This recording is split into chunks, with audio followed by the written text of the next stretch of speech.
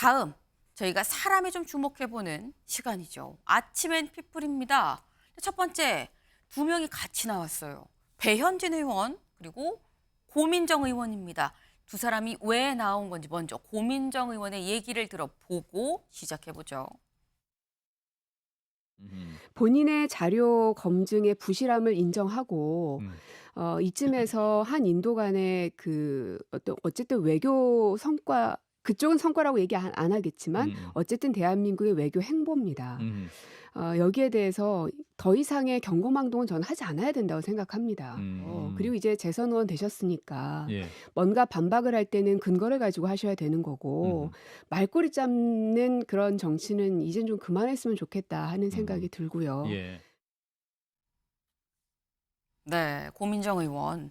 지금 김정숙 여사의 인도 방문을 놓고 이 얘기를 하는 거죠. 거기에 대해서 배현진 의원이 이 문체부로부터 받은 자료를 토대로 이거 잘못되지 않냐, 기내식 뭐냐, 왜 이렇게 많이 들었느냐, 타지마할 일정이 없지 않았느냐라고 얘기를 했습니다. 근데 거기에 대해서 꼼꼼하게 좀 따져보고 근거를 갖고 얘기해야 된다라고 얘기를 했습니다. 여기에 대해서 배현진 의원이 또 SNS에 글을 올렸어요.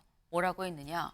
정작 부처 문서 제대로 이해 못해서 좌충우돌하는 문재인 청와대의 전 대변인 고민정 의원이야말로 동료 의원으로서 예우해 줄 때 입을 곱게 경거망동을 자제하길 바란다. 고민정 전 대변인 타지마할 좋았습니까? 라고 얘기를 했습니다. 고민정 의원의 경우에는 당시에 대변인으로서 같이 김정숙 여사 인도 순방에 동행을 했었죠. 그래서 또 이런 얘기를 지금 넣은 겁니다. 근데 지금 보면 김정숙 여사의 인도 순방을 놓고 주거니 받거니 지금 설전이 벌어지는데 이게 참 공교로워요. 네, 공교롭습니다.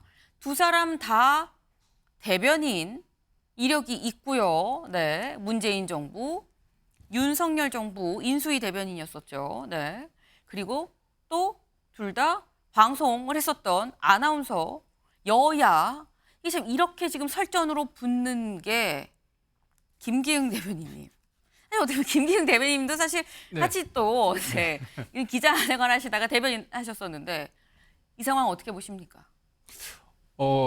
제가 볼 때 네. 고민정 의원님, 전 대변인님 말씀을 듣다 보면 네. 저도 이제 배현진 의원의 말에 동의할 수밖에 없는 부분이 있는데 사안을 볼 때 전체를 얘기하지 않고요. 본인이 유리한 면만 얘기하거든요. 민주당 분들이 얘기하는 게 초청장을 받았다고 얘기합니다. 네. 근데 그 초청장 받은 건 맞아요. 근데 그 초청장을 받게 된 경위를 보면 그러니까 그쪽에 문재인 정부에서 가도 되느냐, 가겠다고 하니까 받은 거 아닙니까? 그렇다면 그거는 본질은 셀프 초청장인데도 불구하고 받은 것 자체만 가지고 계속 얘기를 하는 거거든요. 그리고 또 그 고민정 전 대변인이 타지마할 갔을 때 그 전에 4개월 전에 인도를 갔을 때 김정숙 여사가 타지마할을 가고 싶다는 얘기를 했습니다.